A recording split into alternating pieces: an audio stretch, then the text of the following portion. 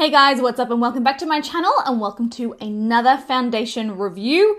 So in today's video, we're going to be testing out that Sephora foundation that literally everybody is talking about. It is from the Sephora collection and it is called Best Skin Ever. Now, naturally, when I see a product that says Best Skin Ever, I pretty much scoff at that because I'm like, yeah, right. As if that's really going to give me the best skin ever, but this foundation certainly has a lot of claims. It is a gel consistency, it's meant to melt into the skin, it's meant to feel and look like you're not wearing it, but really honestly, make it appear as if you have got the best skin ever. It's also loaded with skincare ingredients, including hyaluronic acid, which makes me really, really excited. It's affordable, it comes in 50 shades, and I'm really, really excited to test it out today on my channel. So as always, what we're going to do is I'm going to be showing you the foundation, applying it on my skin, showing you nice and close up what it looks like, and then we're going to wear it all day doing check-ins and we'll see just whether or not this actually does give me the best skin ever. So if you're interested in watching that, please stick around, hit the subscribe button and the notification bell, and let's jump into testing this out. So first up, this originally came out in January in the US, I do believe. It's only recently become available here in Australia, so I'm so excited that I can finally get my hands on it. The reviews for this foundation online are literally insane. Like, I've just been going through reviews. People are absolutely singing its praises, saying it absolutely gives them the best skin ever. It just makes them look really flawless, but they can't feel it on their face. I love the fact that it comes in 50 shades. I've had a really good look at the shade range and it does look pretty good. Lots of really nice fair shades, and it does go all the way down to some really nice rich colors as well, which is awesome. It is also super affordable. So in the US, it's 20 USD. Here in Australia, I picked it up for $32 from Sephora Australia. 25 ml of product in this one. I'm so excited to see just how well this goes. Now, as far as ingredients go, like I said, it's got hyaluronic acid to hydrate. It's got red algae extract also to hydrate. It's got brown algae in it as well. That gives your skin like an anti-pollution protective shield, so it will protect you from your environment. It's also got squalene in it. And like I said, it's meant to have like a really lightweight gel consistency. You guys know that I love gel-based moisturizers.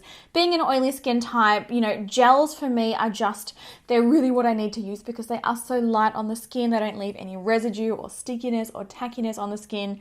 So if this actually feels like a gel moisturizer when applied, I'm going to be really excited. Now, it's medium buildable coverage. A lot of the reviews here say that it's like super, super natural on the skin, but you can build it up for extra coverage if it's, you know, if that's a look that you are going for. For me personally, I have been loving natural looking foundations lately, so I am more than happy to gravitate towards something that's like super, super natural on the skin. And on the back of the bottle, it says that it will give me the look of naturally perfected skin. Hi. Who doesn't want that, right? Sephora describes it as a medium coverage, natural finish foundation with a long wearing formula that hydrates your skin for up to 12 hours and is infused with skincare benefits. So that's pretty much the lowdown on the actual product, all the claims, and all of the reviews. Packaging wise, it is quite nice packaging. It comes in a little frosted glass bottle, 25 ml like I said, and then it's got like a little pump applicator at the top with a black plastic cap. Now, I don't really want to muck around here, guys, so I'm going to be applying a primer onto this side of my face, and then we'll apply it directly on my skin on the other side. Always good to see a side-by-side comparison and to see how a product performs on top of a primer. This is a really good grippy mattifying primer, so it's the perfect one to test. Oh, it makes my skin feel so good. Okay, let's jump into actually testing this out. And I'm going to pump it on the back of my hand. I really want to see if this is genuinely like a gel formula. A lot of people said that because it does have this sort of gel consistency, they are able to apply it just with fingers, and that's really quick and simple. I'm going to be using one of our perfecting sponges because I'm just not a fan of getting like foundation all over my hands. It will just get underneath my nails. I don't like it. Doesn't have a scent to it. And I did notice on the website that it does say that it's also fragrance free. Yeah, let's jump into this. Oh, actually, you're probably wanting to know what shade I picked up. I grabbed it in 28.5N. It does look pretty accurate. It does, and they do have a shade finder on the website as well, which will make it this a little bit easier to match. Certainly if you're buying things, you know, you're not going into store.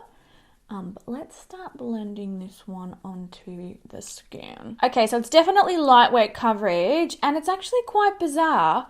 as you're blending it in, it really does like just melt into the skin. It kind of just like disappears. I've not seen many foundations that actually behave like that. That's really cool. Like as I am blending it out, it's kind of like the actual formula disappears and the coverage and the color stays there. Whoa. It does feel like a gel consistency. It's definitely not like super creamy, super sticky. It's just disappearing, and not in a bad way. I'm not saying like, oh, it's blending out into nothing. It's disappearing in like a really nice flattering way. And it's making my skin look really pretty, but you honestly wouldn't know I was wearing any foundation.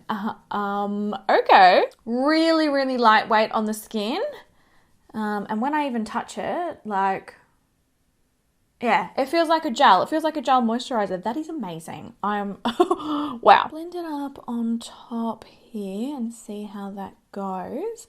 Actually, let's have a little go of blending it in with a foundation brush as well, just to see what sort of effect that gives. Oh my God. It honestly, it melts into the skin. You can't even tell that I'm wearing a foundation, but my skin looks perfect. Wow. And it's given it like this really pretty sort of satin glow. Oh, that looks so pretty, you guys. I'm actually really quite surprised by this. I did not expect it to look this pretty. Like I'm reading the reviews and I'm like, I don't know. Does it sound too good to be true? I now understand exactly what people were talking about. And the shade match is actually pretty good. For those of you curious, I'm an NC30 in MAC for comparison. All right, I'm going to go in with a foundation brush and just see what kind of difference it makes to the skin applying it with that. This is our Luxe foundation brush. So, and also for all of you who are asking, and you guys are so beautiful, honestly, it will be back in stock soon. So I'm going to start applying it on this side with a brush just to see how the formula reacts. Ooh, it does go quite nicely with a brush as well. I definitely think if you're somebody who is a fan of applying foundation with your fingers, this formula definitely lends itself towards that. Like I said, I'm just not really a big fan of that because it just gets everywhere. And I feel like I'm picking foundation out from underneath my nails for like the next 3 days. So applying it with a brush, it does come up really beautifully as well. I don't necessarily think that you get the same like really soft sort of airbrushed finish just because of the consistency of the formula, because it is a gel. I do think that a brush sort of more moves it around on the skin. So I'm going to switch back to using our sponge. Oh, it really just melts in. All right, so here is what it looks like on my skin now that it is all blended out. Honestly, melts into the skin. It definitely has a gel texture and it is definitely incredibly, incredibly lightweight. Really, really smoothing. I'm not noticing it emphasizing any fine lines or texture or anything. And I feel like my skin absolutely looks really, really perfected and really, really sort of like flawless. All the coverage is amazing, but at the same time, it definitely does still look really, really natural. I'm quite surprised at how nice this looks on my skin. Overall, it doesn't feel heavy. It's not really that sticky. I definitely need to powder this down and I will powder it down. But for those of you with like a drier skin type, I think that you could nearly get away with not powdering this at all. It's honestly so, so nice. So let's zoom in and have a really, really close look. All right, here is my skin close up. And like I said, like as I was blending, it just melted into the skin. It's like the formula disappeared, but the coverage and the color stayed. So lightweight. So yeah, really, really smooth. I don't think that it's emphasizing any of my pores. If anything, I do 100% think that my pores are looking larger on the side where I don't have a primer.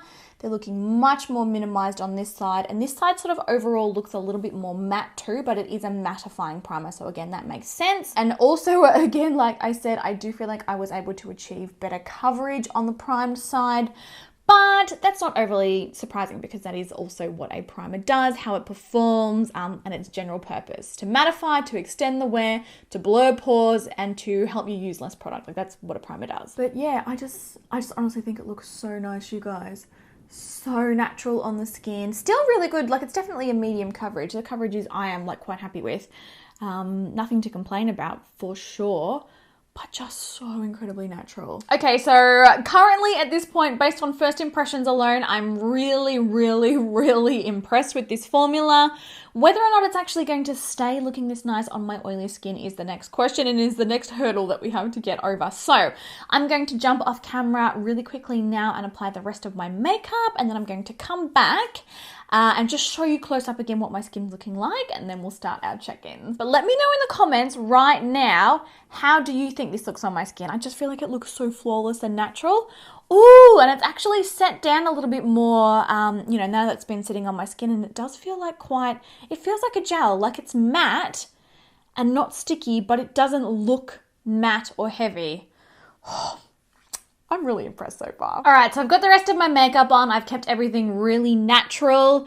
I've got to say, guys, that now that I've got the rest of it on, I've got concealer on, I've powdered, bronzer, blush, highlighter, I just feel like it's not looking as nice on my skin as it did originally. Kind of when I stretch my skin a little bit, I can almost see the formula like separating a little bit, and it kind of looks like I've got really dry skin and I didn't put moisturizer on. That's kind of the vibes that it's kind of giving me. It's also not looking quite as smooth as when I first applied it. Now, this could be something that improves over time. I've certainly got foundation formulas, you know, in my drawers that I do love and that I do use all the time that look a little bit funky for maybe like the first hour. And then once my oils come through, they look really, really amazing. So I am still willing to give it a chance, but we've already got like sort of settling into my fine lines. There's a tiny little bit of settling up here on my forehead, and it just kind of looks dry and a little bit textured. Oh, it's so sad because I was so excited about how good it was looking. I'll zoom you guys in and you can let me know what your thoughts are. But yeah, it's no longer looking like my perfect skin. So hopefully the camera actually shows exactly what I am talking about. Just a little bit dry, a little bit textured. And certainly the products that I've applied over top of it are products that I love and use all the time that never make my skin look dry or textured. So yeah, the only thing that's different here is the foundation. And as I sort of stretch, like I feel like it sort of separates and you can almost see the skin through it. Settling here as well. Yeah, just a little bit dry. So anyway, that is okay. I'm going to stay positive. You know, it's only just applied. So I'll see you guys in about 6 hours for our first check-in. And fingers crossed, it's looking a little bit more smooth and a little bit more pretty and like perfect skin. All right, guys. So it has officially been 6 hours. I've been wearing the foundation for 6 hours now. We've got some pros and cons basically. So it is definitely looking a lot nicer on my skin than it did when I came back in for the first check-in. I feel like my oils have come through a little bit, they've smoothed it out and it doesn't look as dry, but it's like this weird thing when you look at the skin really, really close up, you can actually see the product sitting on my skin and you can actually see my skin, like if I sort of stretch it taut, you can see my skin peeking through. So what that essentially is caking. It is caking on my skin and it's only been here for 6 hours. Other than that, it still feels really, really nice and lightweight. I am very surprised at actually how well it's controlling shine.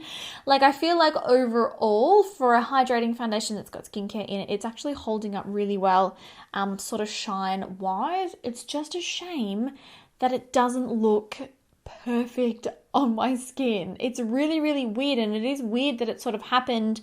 I feel like it took about 15 minutes to develop on my skin because while I was, you know, putting mascara on and, you know, doing my brows and my lipstick and stuff, it started to develop up and cake up, and then I powdered it down, put my bronzer, everything else on, and yeah, by that point it had really, really started to separate. It's just looking quite textured. It's not really sitting well on the skin. It's like it's come away and separated from the skin rather than staying really nice and melted in.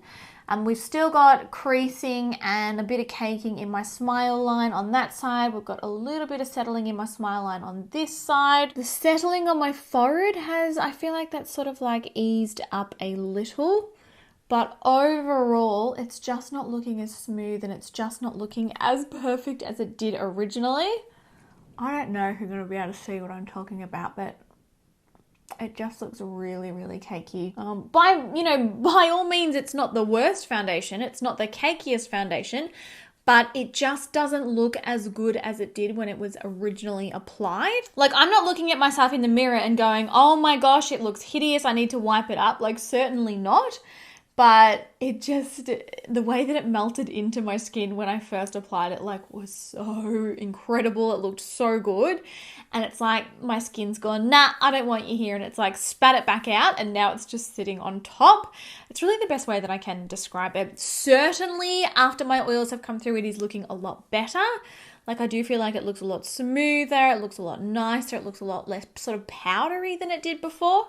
But still not a fave. Like, my skin looks a lot more textured than it usually does. Certainly in comparison to a lot of the foundations that we've tested in the recent weeks, they have looked a lot nicer than this does on my skin. So yeah, that's pretty much the update. I'm still staying positive, like maybe it'll get better. At this point, I wouldn't say it was a bad foundation. Like, at this point, like, it's definitely a reasonable foundation. Maybe it's because I'm so oily, that's why my skin is rejecting it. I don't know. It is really, really lightweight. I can barely feel that it's there. It really doesn't feel like I'm wearing like a medium coverage foundation at all. Oil control and shine control is really good as well. Coverage is great. There is no transferring off or anything. Like, it's staying really true to color on my skin. Yeah, so those are my current updates, but I will be back in... Well, it's actually been on for 7 hours now, so I'll be back in another 5 hours, and that will be the 12-hour mark, because this formula does promise 12 hours of, you know, really flawless wear. I'll see you guys then, and we'll see what the results are looking like then. Hey guys, so I'm back with the last check-in for this foundation. Oh, sad to say, I do not have positive news. I don't. I've got nothing good to share. And I'm really sad about this, because honestly, it just started out so good. Like, watching it melt into my skin when I was first applying it, one of the most satisfying things, and I was honestly like, whoa, I've never seen a foundation do that. 12 hours later, I am super shiny.